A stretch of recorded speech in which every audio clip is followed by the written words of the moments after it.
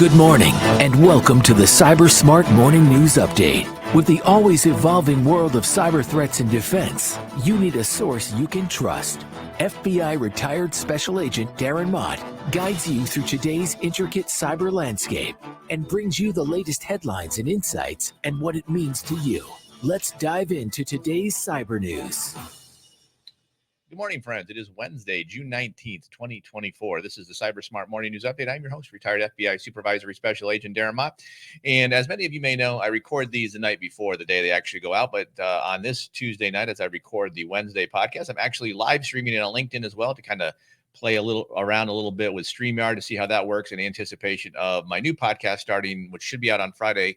It'll be on Thursday at 4 o'clock, Tactical Cyber. So we will be streaming that here on LinkedIn. There will probably be some hitches as I try to figure out how exactly to use StreamYard, but that is a problem for a later date. Let's get right into the cyber news, because certainly there was plenty of it. Again, as many times I've had to close out different news sources, I ran into too many news stories to kind of look at. So again, we want to try to keep this under 15 minutes. We're here for a good time, not a long time. Can't promise we'll stay under 15, but here we go. And if anybody happens to pop in to LinkedIn, because this was a pop-up stream, if anything else, I doubt we'll see much, but we'll see what goes on. So let's go. First article is from, let me bring it up here. So the first one is from Info Security Magazine. 92% of organizations hit by credential compromise from social engineering attacks. This should be a no kidding kind of situation, because this is kind of how it happens. But this is James Coker reporting. More than 9 in 10 organizations experience an average of 6 credential compromises caused by email-based social engineering attacks in 2023, according to a new report by Barracuda. Scamming and phishing continued to make up the vast majority of social engineering attacks last year.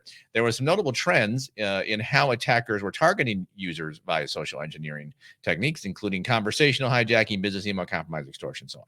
So again, I just point this out to say that social engineering is still working.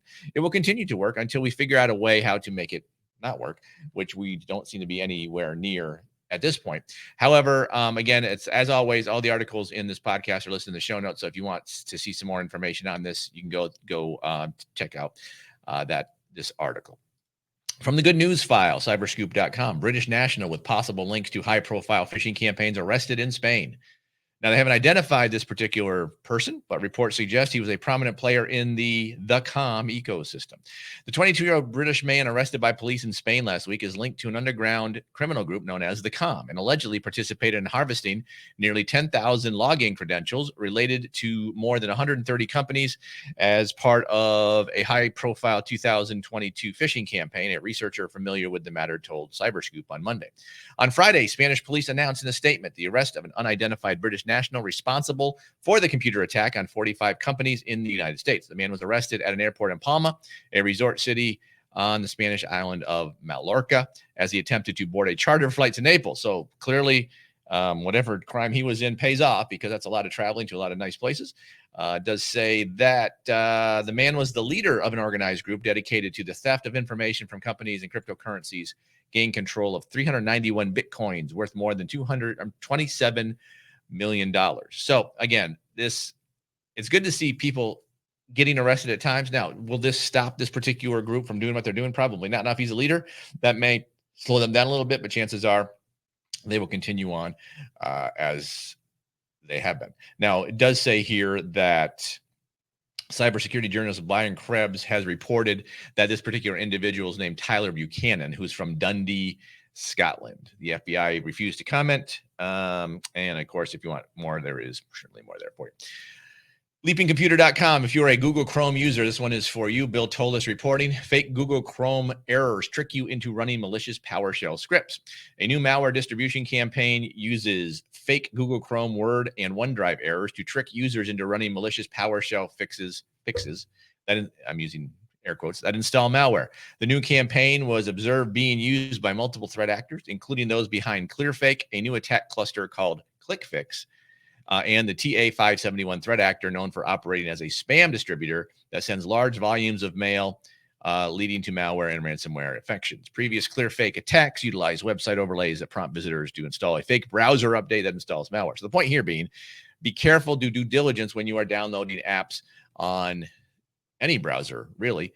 This one is specific to Google Chrome. My guess is there is a vulnerability that Google will eventually fix. They don't appear to have fixed it quite yet. I saw another article earlier. I didn't have it on this episode, but there's a group that is using fake free software to load malware into your system as well. So again, the point being, be careful what you're downloading. There's a lot of good information here on how this particular script works.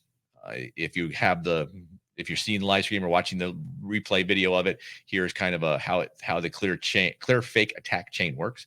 So you can certainly check that out. It's in the article. Again, all the articles linked in the show notes. Bleepingcomputer.com. Bill told us again, Onk's phishing service targets Microsoft 365 accounts at financial firms. So this is a highlighted article for those entities that are in the financial market. But keep in mind that it may be working in the financial firm, but they're going to move to other entities as well, because that's where the information is. A new phishing as a service platform called ONNX Store is targeting Microsoft 365 accounts for employees at financial firms using QR codes in PDF attachments. So that's a unique kind of attack methodology. That's called quishing. The platform can target both Microsoft 365 and Office 365 email accounts and operates via Telegram bots and features two-factor authentication bypass mechanism. So talk a lot on all the podcasts I'm on about the importance for multi-factor authentication. But the key thing here is understand it is not the perfect solution. There is no perfect cyber solution. Everybody wants an easy button. I've mentioned this before. There is no easy button. You should still have multi-factor authentication, two-factor authentication. Just understand that there are ways around it, and this particular group does that kind of thing. So the first observed attacks were in February 2024, distributing phishing emails with PDF attachments containing malicious QR codes that targeted employees at banks, credit union service providers, and private funding firms. That's why it's important to take this information and share it with employees. Now, especially if you're in the financial market. If you're not, it's still important to share something like this article because it's coming for other entities as well, beyond just the financial services market. The emails impersonate human resources department using salary updates as lures to open the PDFs, which are themed after Adobe or Microsoft. And there's an example of what it looks like. Scanning the QR code on a mobile device bypasses phishing protections on the targeted organizations, taking victims to phishing pages that mimic the legitimate Microsoft 365 login interface. So what they're doing here, if you were to do this on your company computer, ideally, systems in place at the company would identify this as a bogus site or something like that and wouldn't allow it to work. But if you're putting it on your phone, they're then capturing your credentials when you scan the QR code, you go to a login page and you put in your credentials there. So the point here being, be careful where you put in your Office and Microsoft 365 login credentials. It doesn't matter if you're in the financial industry or not. This is good hygiene for everyone to be aware of this. And I honestly, I would take this article if I had a business, and I would send it to everybody in the business. So again, they're aware of it and kind of what's going on. Because like I like to say, if you understand the threat targeting you can assess your risk, proceed wisely. Wired.com. I often talk about the need for postmortems. In this case, it's the hackers who give us the postmortem. Hackers detail how they allegedly stole Ticketmaster data from Snowflake. Snowflake is a big cloud service provider. A Shiny Hunters hacker tells Wired that they gained access to Ticketmaster's Snowflake cloud account and others by first breaching a third-party contractor, as it has been happening many, many times before in the past. So hackers who stole terabytes of data from Ticketmaster and other customers of the cloud storage firm Snowflake claim they obtained access to some of the Snowflake accounts by first breaching a Belarusian-founded contractor that works with those customers. About 165 customer accounts were potentially affected in the recent hacking campaign targeting Snowflake's customers, but only a few of these have been identified so far. In addition to Ticketmaster, the banking firm Santander has also acknowledged that their data was stolen, but declined to identify the account from which it was stolen. I don't know why. Share information. It helps everybody out, but I repeat myself many times. Wired, however, has independently confirmed that it was a Snowflake account. The stolen data included bank account details for 30 million customers, including 6 million account numbers and balances, 28 million credit card numbers, and human resources information about staff, according to a post published by the hackers. LendingTree and Advanced Auto Parts have also said they may be victims as well. So this is a pretty lengthy article. It would take me a long time to read it all. But the point being here, there's a lot of good information here on how the bad guys got in. I recommend you go take a look at it, review it, and kind of see what's going on there. So again, a postmortem is now listed. Wired has it. Take a look. There's good intel there for you. scmagazine.com, lack of visibilities into that's the wrong page. Let me go to this one.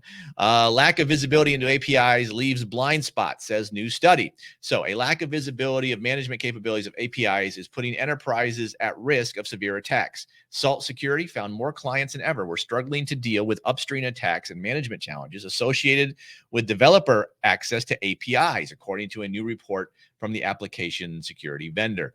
In the 2024 State of API Security Report, 29% of respondents said their companies do not properly flesh out their API requirements and documentation, and 25% believe their company's APIs do not provide adequate security documentation. This lack of visibility into the full API ecosystem creates significant security blind spots and makes it difficult to identify and address vulnerabilities. So the point here being, as companies start to develop more APIs to interface with other websites and servers outside of the corporate environment, just understand that this creates another vulnerable spot within your network that you have to maintain and manage. And the problem is they're useful, they're handy to have, but bad guys are going to figure out ways to compromise to get around it and use it to get into your network. So I'm not saying don't use APIs. I'm saying understand the threats and vulnerabilities there and staying on top of patching vulnerabilities, being aware of it and being careful how you deploy that. But of course, for small and medium businesses, it's hard to do because you just don't have the personnel. I get it. But again, just be aware of it. It's another vulnerability that we're going to see exploited down the road. Securityfairs.com. Sorry, wrong page again. This is from Pierluigi Paganini. LA County's Department of Public Health data breach impacted over 200,000 individuals. I'm going to guess that number will go up over time, but that's where we are today. The County of Los Angeles Department of Public Health disclosed a data breach that impacted more than 200,000 individuals. It occurred between February 19th and February 20th, 2024. Threat actors obtained the login credentials of 53 public health employees through a phishing campaign. And so over that course of that day, they were able to download information, at least from what they know, of 200,000 individuals. My guess is it will probably be bigger. That's just what they know now, but I'm kind of guessing. Upon discovering the phishing attack, Public Health disabled the impacted email accounts and reset and re-imaged the user's device. The organization also blocked websites that was the origin of the attack and quarantined all suspicious incoming emails. Potentially compromised email accounts may have included Department of Public Health clients, employees, other individuals' first and last name, date of birth, diagnosis, prescription, medical record number, patient ID, Medicare number, and so on. This is all protected health information, so that is not at all good. Does say that they are trying to notify impacted individuals by email.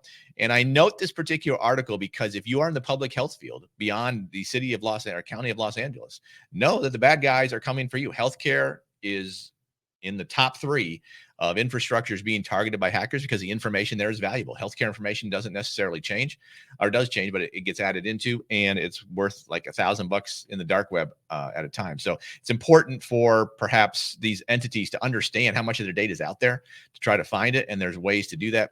If you want to know how to do that, contact me, Darren at CyBUr. I can kind of help you out through that. So that's going to do it for this first. I think I've live streamed this podcast in the past to some level of non-success. So that's going to do it for this episode of the Cyber Guy podcast. As always, I want to thank you for taking the time to download, to listening, to telling a friend. The podcast numbers have increased recently, so I greatly appreciate that. Again, a reminder, a programming note, the Tactical Cyber podcast will be live streamed, the first episode on Thursday.